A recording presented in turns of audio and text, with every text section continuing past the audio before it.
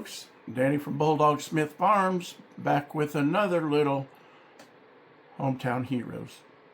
I am starting something on YouTube that I've done on Facebook and Instagram for quite a long time, kind of as preparation to do this when I got YouTube up and going. Like I told y'all, I didn't just start this fly by night like I thought about it yesterday. I put about a year of research and time in just to try to decide, is this something I would even want to do? Is it something I think I would be good at? And main thing, is it something that I can do that I think will add value to the world and to our community, and be something that I can do that shows our Lord Jesus in a good light. Anything I do, one of the very first things I consider is, will this maintain my reputation as a follower of Christ, which is a lot bigger deal than just my reputation, right? But the main thing is, will this be something that will be positive towards God and our Lord Jesus Christ?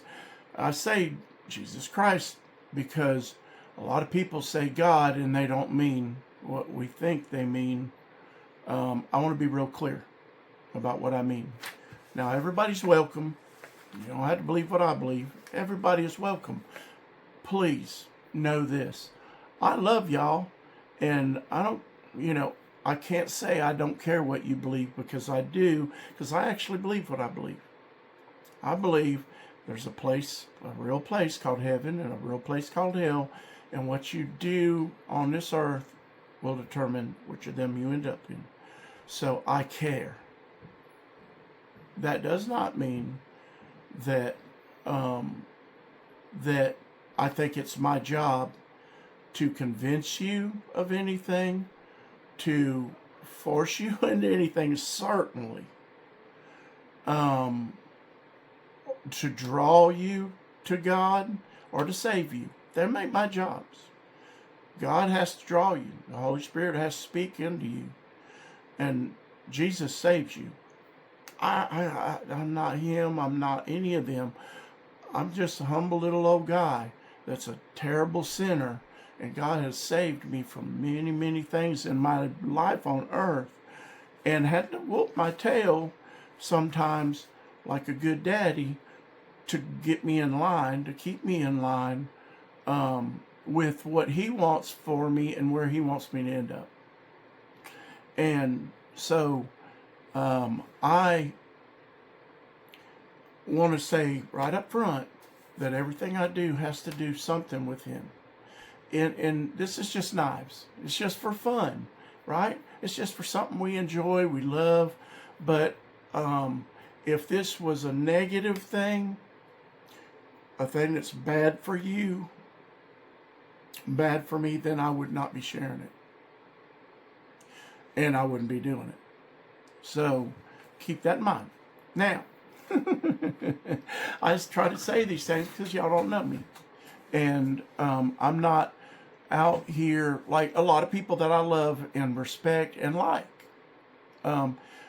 that's saying, hey, no politics, no religion. I'm going to say this: no arguing and being hateful. If you do that, I will block you. But if you're kind and you can get along with people, even if you disagree with them, then that's where we need to be, right? You don't have to agree with one word I've said. You can just like knives. That's wonderful. That's great. That's up to you. But as for me, in my house, we serve the Lord. And so I wanted to say this, and I'm kind of running late because I had a pretty hard day. I didn't sleep for 2 days, so I slept all day.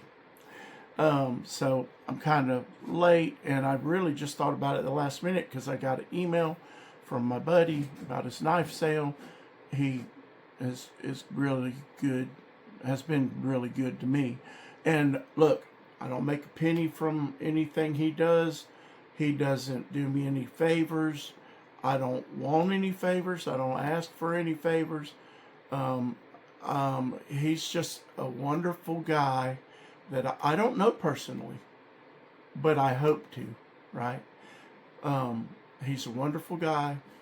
He's a wonderful representative of Jesus Christ. And that's not what his show's about. It's about selling knives. But at the end, he will tell you a little bit about God loves you. And so I love him for that, but I really love his show. I just started watching him because I saw a guy in his car talking about knives one day.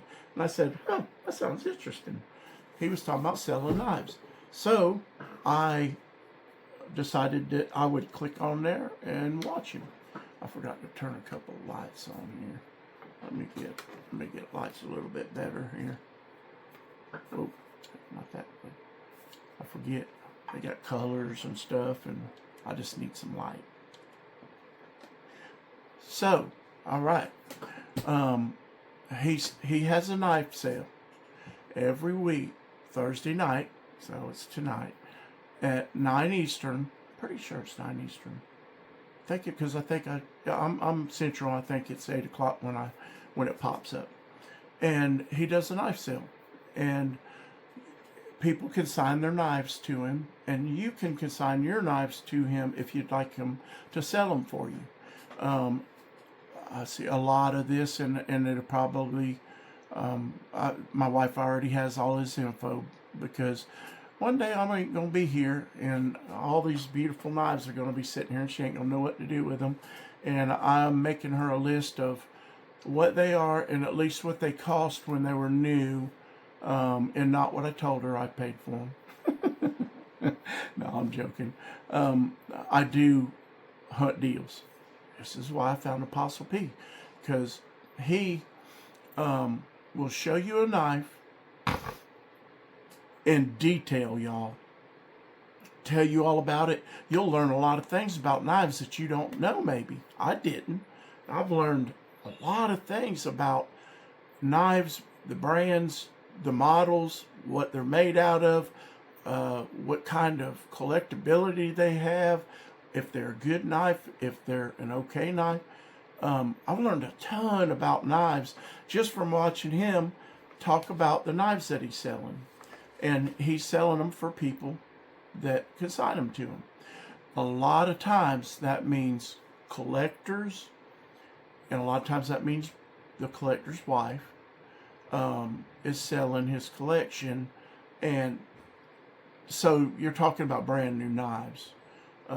But he gives you a detailed list of kind of what category they fall in. If they're just brand spanking new, shiny, they ain't, they're still in the box, they ain't never been opened. To, it was out of the box, but it has the box, has everything, it's in great shape. To, it's in good shape. To, this is a user, this was a knife somebody used. He gives you a real good, kind of precise, detailed information about the condition in the knife, but also the model of the knife and how the knife works, and is it a frame lock, and he really breaks it down.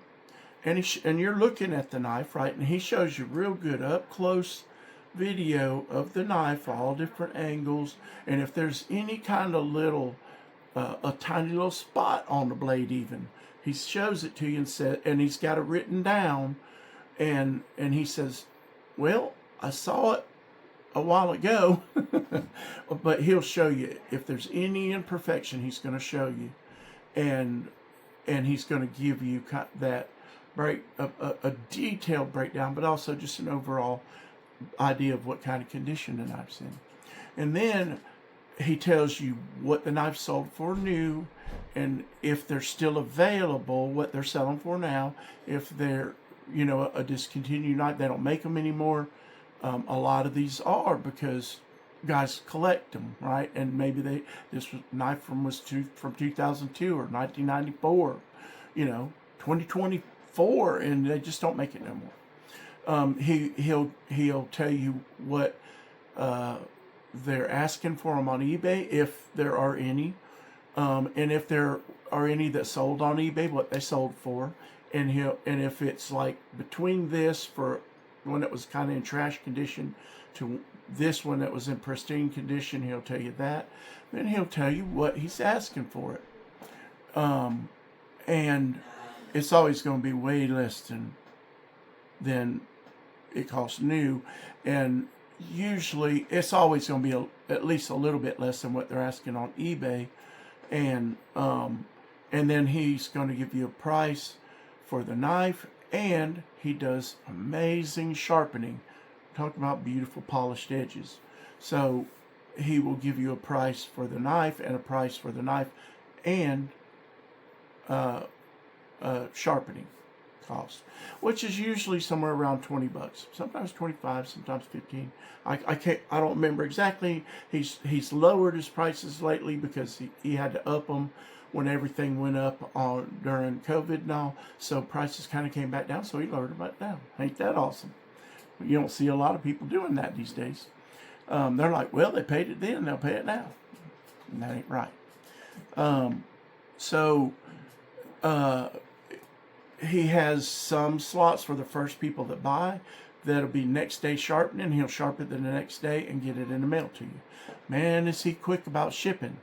And I have, sometimes, especially with USPS, man, stuff just bounces around the country. I've had stuff go from Tennessee to Nashville to Birmingham to Miami, Homestead, Florida, and back up to Alabama. Right? I've had stuff go from Georgia, an hour and a half from me, to Chattanooga, to Nashville, back to Chattanooga, back to Nashville, back to Chattanooga, back to Nashville, and finally to Birmingham, and maybe in 3 or 4, 5, 6, 7, 8 days it got here. And sometimes, seems like with AppostleP, and of course he ain't in control of the mail, but and a few other people in US or UPS, man, it's seems like they didn't I just pay for that yesterday and it's here, or 2 days ago. So, I'll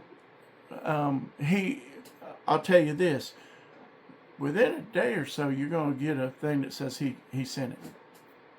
Now, after that, but I don't think I've gotten anything from them that took more than 2, 3, 4 days. Maybe I'm lucky. But great guy, great deals, and if something doesn't sell this week, let's see, it sells on Thursday.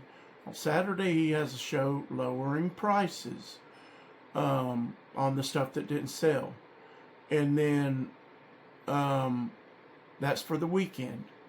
Then come, I think Tuesday or Wednesday, I think he lowers prices again, maybe. And you can get them right then at the price it's going to be on Thursday for the sale. He has a link. You can jump right down there on the link. You can, if you have your alarm set, when that video comes through, you can just go right on there and go, da-da-da-da-da, oh, that was one I liked, and jump right to the sale and go over there and not even wait on him to tell you what it is, and you'll see the new price. And maybe you want to buy it then because it went down $20-$30. Maybe you don't, right? Or you can't. And then he'll lower the price.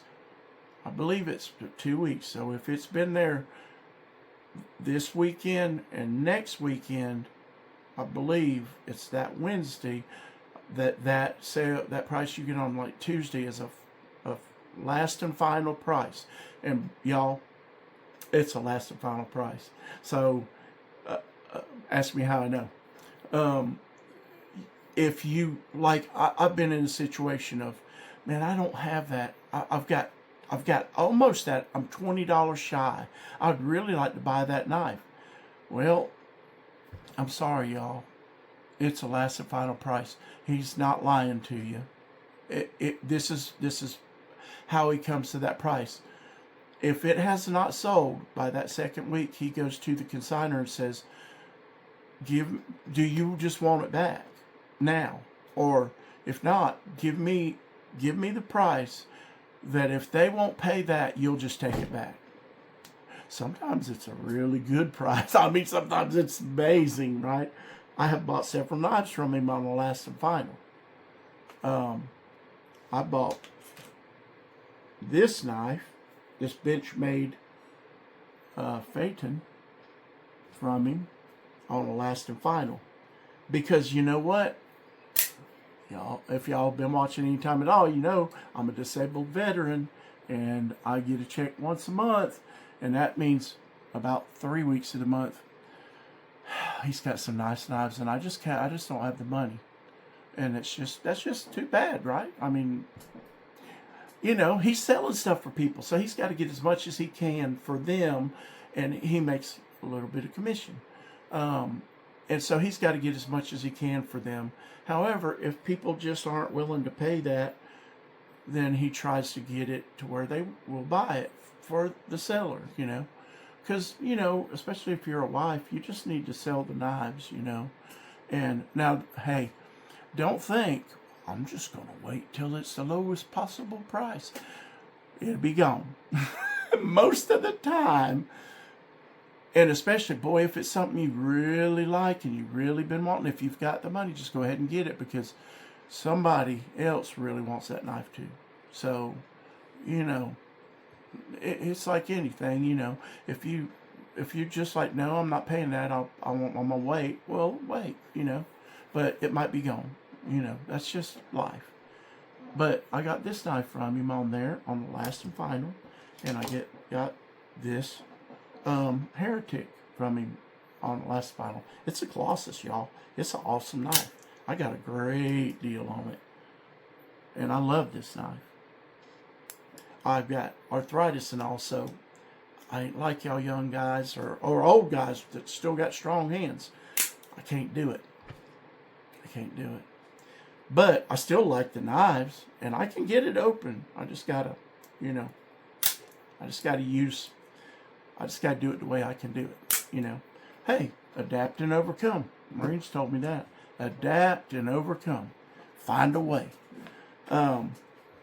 Now, you know, some young guy out there is going to say, man, look at that old weak guy. He can't even open a OTF. Yeah, you're right. You'll be old one day too. And I hope you don't have the problems I have.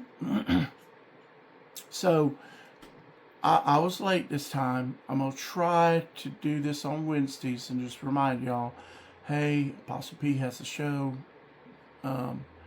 If y'all don't want me to tell you that, then I won't. But he's one of these guys that I want to shine a light on. Hometown heroes. Just little old regular people that had an idea and they did it. Actually, he resisted it for a long time. People kept saying, man, you know a lot about knives, and why don't you sell knives? You know? He sold cars for a long time. I think he owned a dealership from what I remember. Get me a little drink of coffee. A little drink. Y'all like Yeti? I like them. I love this one. Kind of camp mug. 24 ounces. I can get like two cups of coffee in there. I never drank coffee my whole life. My mom and dad did. I remember sitting at breakfast at restaurants, going hunting with my dad, and him always get a coffee, you know. Even if it was dinner, I mean, he was getting coffee, you know, to lunch, but certainly at breakfast. And I was getting iced tea. It was 30 degrees outside, 10 degrees outside. I was getting iced tea. When I was driving a truck, it got to where I was like, man, I'm 2 hours from home, and I really want to get to the house, you know. And so I tried the energy drinks, and I started just stopping and get me a good big old cup of coffee, and maybe something from McDonald's if they had it. There's a place I got in mind in Tennessee that and they had a McDonald's, and they had good coffee there in the regular store. So I started drinking a little bit of coffee, and used that when I was raising English bulldogs. Sometimes I would work all week, 120, 30 hours, no sleep, come home, have to drive to New York City to deliver puppies, or Virginia or something, to deliver puppies. People had bought a whole bunch of puppies or something. So if you hear some of these stories, you might know why I'm in the condition I'm in. I never slept for 20 years. Really for about 40 years, but really them last 20. And I had diabetes at the same time. Not helpful. But y'all go check. His name's Rob Bixby. And you just PayPal him, the money, and say, hey, I paid you, and he sends you a knife. And this week seemed to me like very heavy on American-made knives. He's kind of like me, like he's like, man, this is a beautiful Civivi. Some of these knives, some of these Chinese knives are beautiful, but he's like, I don't buy Chinese knives. I buy American-made knives. Well, money is limited, right? So I've already got 200 knives I'd love to have that they make in the United States. So unless it's something really special, I'm going to save money towards that, right? But man, that makes some pretty knives over there, y'all. And look, I look at Taiwan differently. They make awesome knives in Taiwan. These are made in Germany, Nipex, but they make some awesome tools in Taiwan.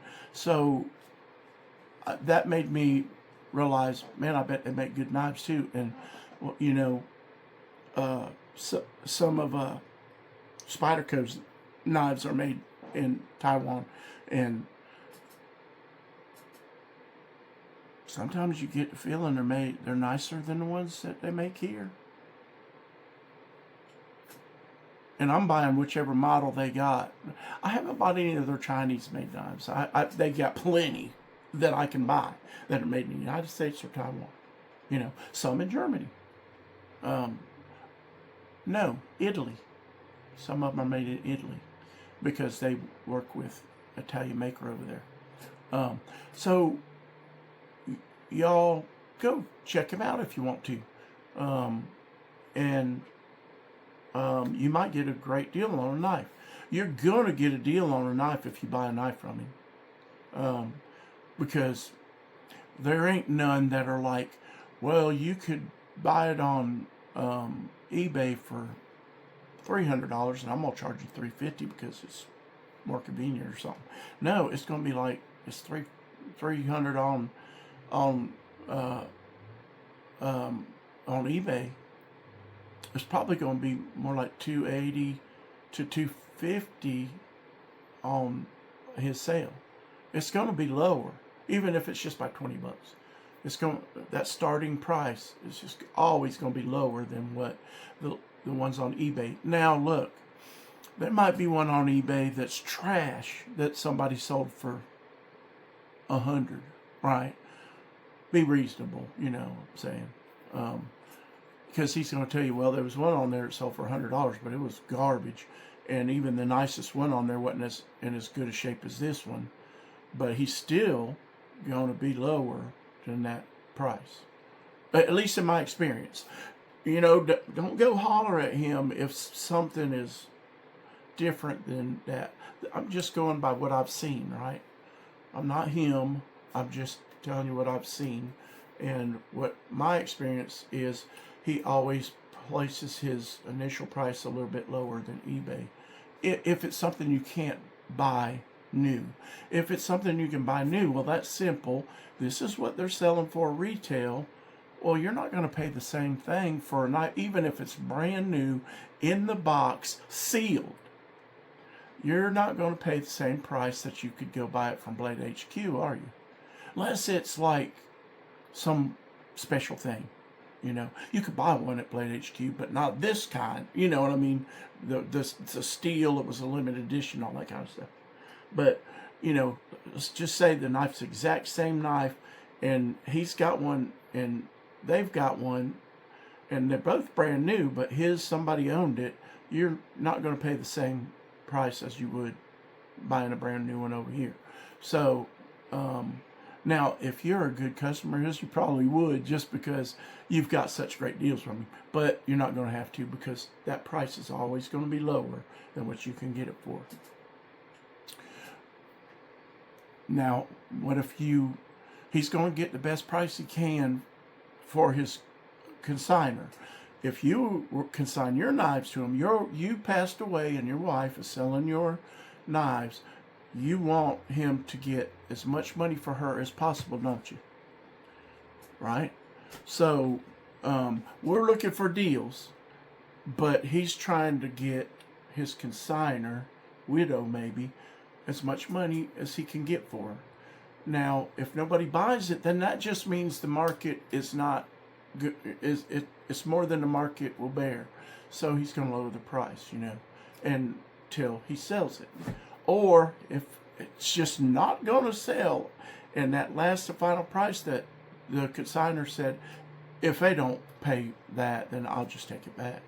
Well, then, you know, that's a different story.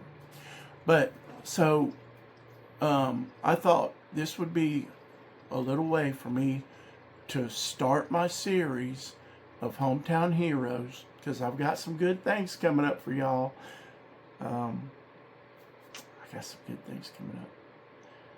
I'm not going to say, but it might be talking to some people like T-Kill and some of these other brands that y'all love and I love. We're going to see.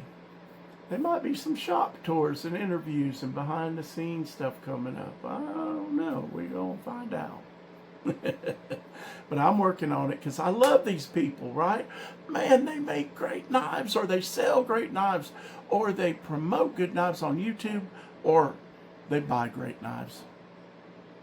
That's me, right? And now I guess I'm promoting stuff on YouTube. I don't know if I'm promoting it, but I'm telling you what I love, right? And I'm showing you stuff. So, you know, you buy what you like. I'm going to make a video about that, because I've made this mistake. Chasing what people say you ought to collect. If you don't particularly love it, there's plenty out there that you will. So don't buy stuff just because the market is saying that. Now, if you think you can buy it and sell it for more later because of all these limited edition kind of things and all that, and if that's what you're into and you're just going to buy it and put it away and sell it later, I think that's kind of a cool thing to do. But, you know, most of us are just buying it. We're going to open it. We're going to look at it. We're going to love on it. We're going to use it maybe. If not, if we don't use it, we're going to put it on a shelf, you know, and look at it and love it. And then the challenge for a Christian is to not make it an idol and polish it all the time and worship it instead of God. It's just a thing, y'all. It's just a thing. It's a cool thing, but it's just a thing. It's not a person. Not nearly important as a person. Not nearly as important as God. Alright? It's just a thing. But it's a cool thing, and if this is the kind of thing you like, awesome. You know, if you like jewelry, buy some pretty jewelry and love that. Because, I mean, God made people that gave them the ability to make these cool things for us to enjoy, right? He made deer and turkeys for me to love. I love them too. I don't worship them. They're just critters. But I do love them. I really love them. I love chickens. I love cows. I even love hogs. I love turkeys. I really love turkeys, even domestic ones. I love them. But y'all check Apostle P out, because if you love knives, then the less you pay for it, the better, right? So go check him out, and remember, keep your powder dry and your blade sharp, because we're living in some treacherous times. We don't know what's coming, but we're just going to smile, and we're going to do the work and finish this race until our last day, or the last day. So, one way or another, finish your race. And I will see you next time. I want to say God bless y'all. I'll see you next time back at Bulldog Smith Farms. Y'all have a blessed day. Bye.